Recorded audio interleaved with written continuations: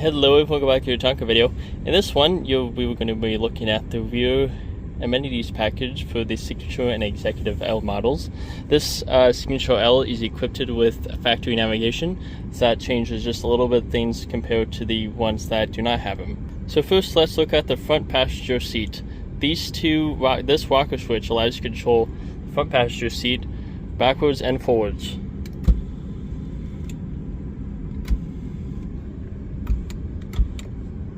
These are all redundant controls that are up front, but it allows you to control the rear passengers have control over them as well. Here we can select the temperature that will be blowing out of these rear vents.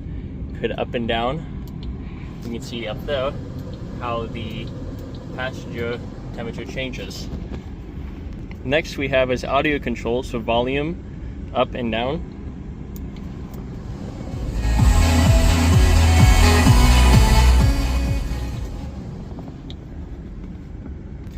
And next we have fan controls, as the name suggests.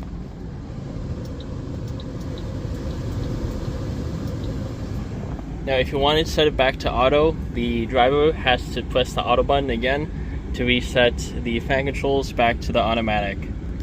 Mode allows you to change between different listening modes. For this one, it is also equipped with Sirius XM satellite radio.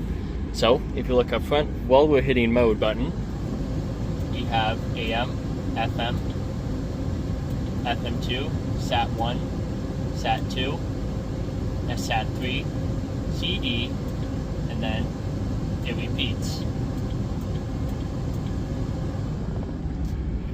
Next one is next.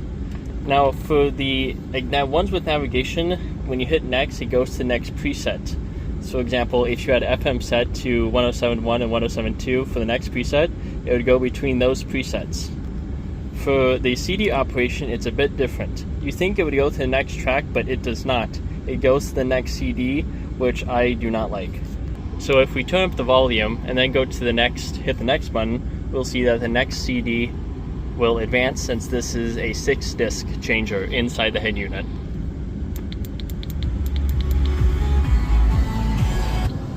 We hit next, allows you to select different CDs, which I do not like. The owner's manual says otherwise. It says it will go to the next track, but for navigation it does not. It's either broken, does not work correctly, or that's the way it works with navigation. If you know, please feel free to tell me. That is it for the rear audio and climate controls and the passengers. Next is a napkin holder. This holds standard small size tissue napkins for like cars and whatnot you would throw in the glove box. These hold them. Inside of here we have two dual power points, the plug-in stuff. Here I have quick charge with multi-point connectors with lightning and Type-C cables for each passengers. For the Signature L's, you got rear heated seats. You have high and low just like the front. Executive L's did not have this. They were not an option. You could not get it. The heated seat module is behind this rear backrest. What you did get on all limousines was, well, including this stuff, is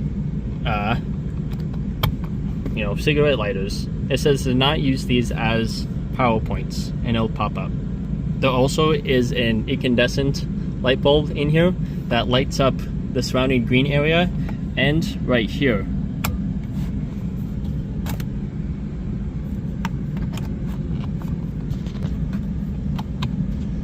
What you also got is this one-piece floor mat. We also got rear vanity mirrors for the rear passengers. Sorry about the video being choppy, that's my phone. And of course the big thing would be the extra 6 inches in legroom. Really just stretch your legs out here and not having to feel cramped at all. Inboard rear cup holders that are much better than the standard Signature Limited non-limousine ones.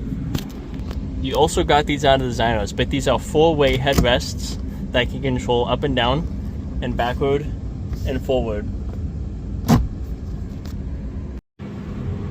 For the front driver, fear not, you also have some control. For the ones with navigation, if you go into sound, you can disable the rear audio controls, which will, of course, lock out the rear audio controls. The disable headphones is for the Lincoln Navigators, as hitting it does nothing. To lock out the passenger seat from being moved forward and backward using the rear controls, simply lock out the window switches and it will disable that as well. To enable, simply enable the windows. For the Signature L's and Executive L's, it was a bit different for ones without navigation, but since I have it, that is what we went over. And that is the rear amenities package and everything you got when you got a Signature or an Executive L. Well, you technically couldn't get an Executive L, it was only to commercial buyers, but you could get a Signature L. Priced out this exact configuration with the way it is, this would have cost you $89,000 in today's money. Thanks for watching and have a good one.